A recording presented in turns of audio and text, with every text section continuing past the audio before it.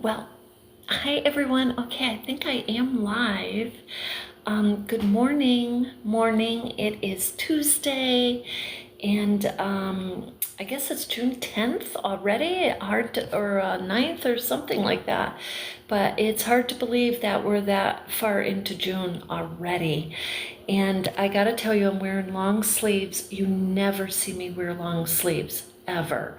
I wear short sleeves. It is chilly up here.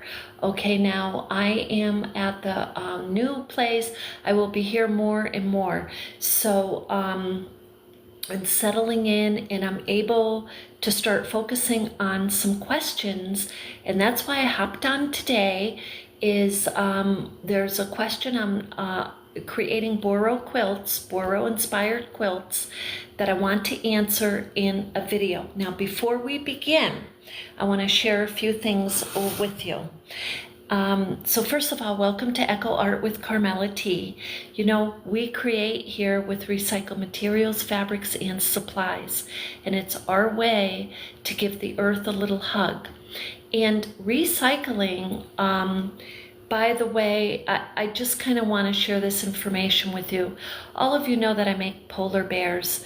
And but something you may not know is that there's a few things that are happening in the polar bear habitat. Now, we know that the glaciers are melting, and as those glaciers are melting, it's taking away this source for the polar bear to hunt. Okay, typically the polar bear would sit on the iceberg, hunt for the fish, and this and that. Polar bears are trying to adapt to the warmer climate and the glaciers melting by foraging on land and swimming more. Some of them are making it, some of them are not. They are totally endangered. One of the things that we can do together that, believe it or not, makes a big difference is use LED lights, use renewable energy, and guess what? Recycle. And these are just some actions that we can take, right, on an individual level. And scientists are studying the environment, and they are trying to figure out ways to help the polar bear to survive. I believe, I'm hoping that they will be with us in the near future. My gut feeling says if we don't turn things around, like I mean on a major level, and start using the renewable energies, that we're going to have, that there's going to be, we're going to start losing some of our major wildlife. So with that said, a couple other things as we think green and we think recycling and we think about nature, I wanted to share with you today. I got these little petunia plants, you see. I got 6 of them, so they're really small, and I shared a couple of them with my neighbors. And there's a couple of things about plants that kind of tie in to all of what we're trying to do here on this channel as we raise awareness more and more about caring for our environment, caring for our earth. And you know, and one of the ways is, yes, working with recycled scraps. Another is in your home. If you have plants, they really help the atmosphere, they help your mood, and they help the air quality. So it's just something I wanted to share with you. So the 6 trays, I got 6 little pots in a tray. It was $4. And I gave 2 to one of my neighbors, 2 to my other neighbors, and kept 2. But look how lovely they are, and they really do boost your mood. So that's one thing I want to share. Another thing I want to share is along the lines of recycling is, guess what? My new neighbor, so you know, my older neighbors in my previous community, we shared and swap things all the time. And I am so blessed to be able to have that same attitude and loving, caring behavior going on here in my new neighborhood. So my neighbors gifted me with, look at this. This is a thermos. I mean, this is big, and it says, it's really nice, and it says Yeti, because she knows I drink coffee. But what she didn't know is, look, I mean, and you see this cup all the time in my videos, do you not? It's yellow. She didn't know yellow is like one of my favorite colors. It doesn't look good on me, so you don't see me wearing it, but I love a yellow.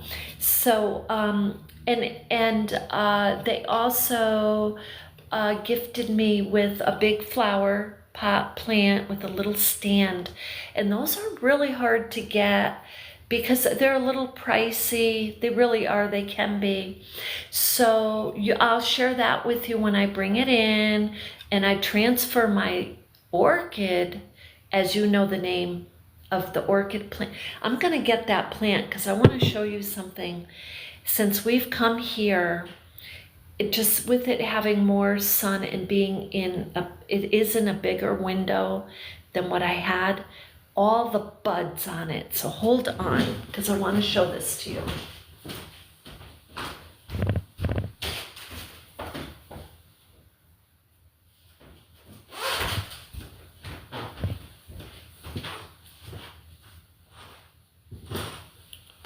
Okay, so this is just a little bit more about nature before we get to our Boro Sashiko inspired question.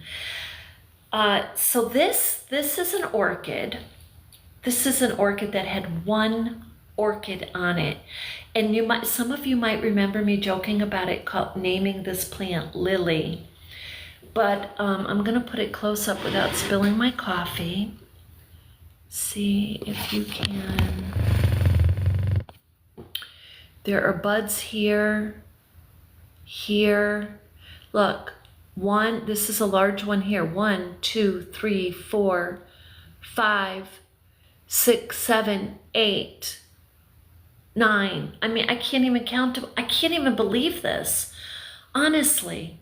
So the environment that your plant is in makes a huge difference.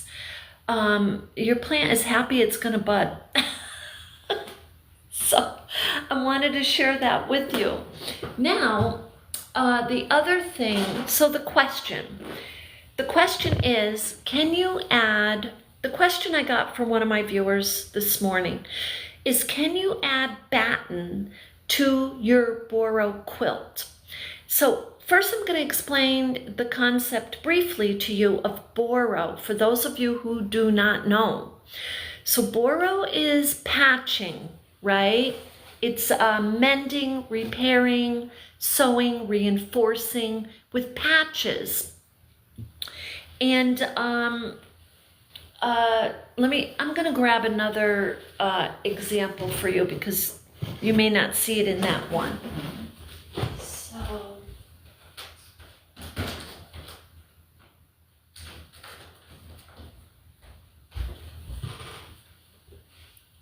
Okay, this is Boro. Now, let me put it this way. Authentic Boro started way back in the 1400s with Japanese farmers and laborers patching their garments, using patches and very worn out pieces of materials to create quilts for the family. This is a historical, cultural art, okay? In those quilts, yes, they most likely had layers, of other fabrics to keep warm. Because in that culture, at that time, they had very small places to live. They would use the quilt, for the whole family members to keep warm. They may use them for rugs. They may use them to cover the doors. And So now the way I do Boro, so I'm going to explain, is I have a base, I have a piece of, let's say, denim, and then you start to add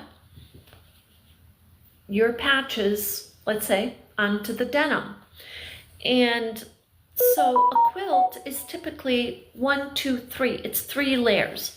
Now, if you look at this piece, these patches are on a base. They are on a piece of fabric already. Now, what you're seeing here is the 3rd layer and the backing, back to front hem. That's what you're seeing. So this is by all rights a quilt. This is a quilted piece. Now, if I did my design on the base and then I wanted to add batten before, and then my backing, absolutely I can do that. Of course I could do that. Now let me show you a couple other pieces here. And just so you get an idea, this is a larger piece. I'm just going to take a sip of my coffee. Thank you so much for being with me this morning, everyone. I hope everyone is doing well. I appreciate you being with me. So this is a piece, this is a wall hanging I made out of a sheet. This is a sheet. And it's a little deceiving on how I did it, because these patches are actually sewn to the other half of this sheet. I cut a sheet in half and I sewed all of these pieces, and I was playing around with experimenting using what do you want to call it? Blends, polyesters, acrylics, synthetics. So I wasn't necessarily scouting out organic pieces of fabric, because I was focusing on getting the fabrics out of the thrift shop. So recycling. So, and then I manipulated, I cut out what I want to be a butterfly, and I just cut out some shapes here. And so this is also quilted, but it's a different way. Okay, that's quilted in a different way. So, and then now this is another piece, and this is also Boro inspired. And again, these pieces, I cut shapes out because I wanted to make shapes. This is a piece called Diversity.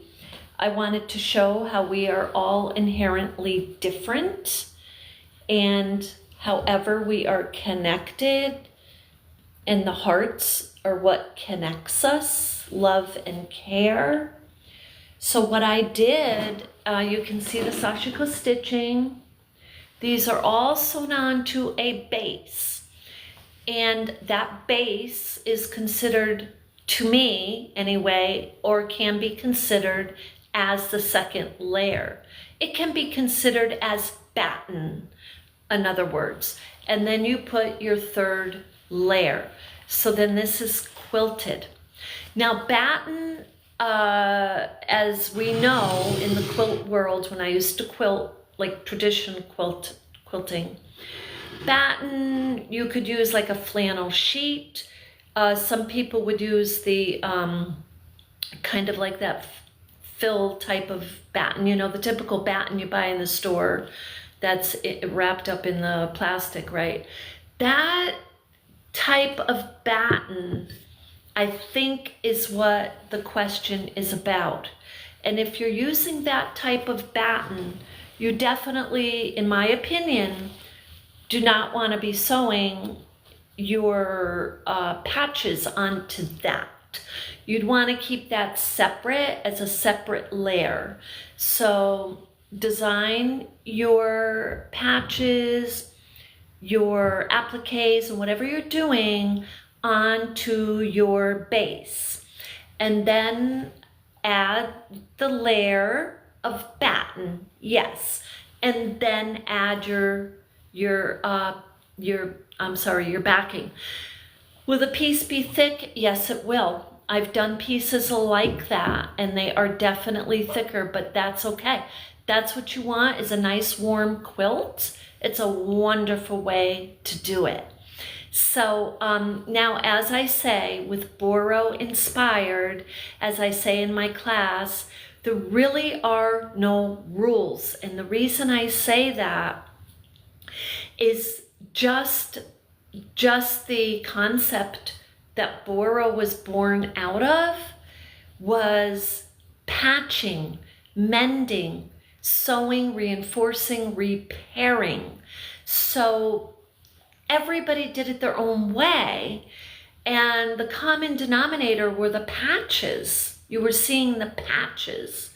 And today you will see Boro in Japan pieces at very high prices where they're using organic fabrics and piecing them together like they're patches. And you will see other experts who have learned the tradition over the past hundreds of years.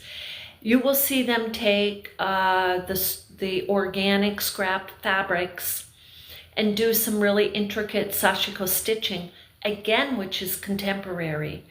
Way back in the 1400s, it was this. It was, you know, using the running stitch.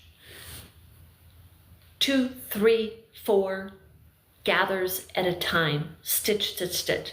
And I shouldn't say gather where you're pulling it and you're gathering it and manipulating it like shibori. Sashiko stitch. I will be doing some sashiko stitching very soon.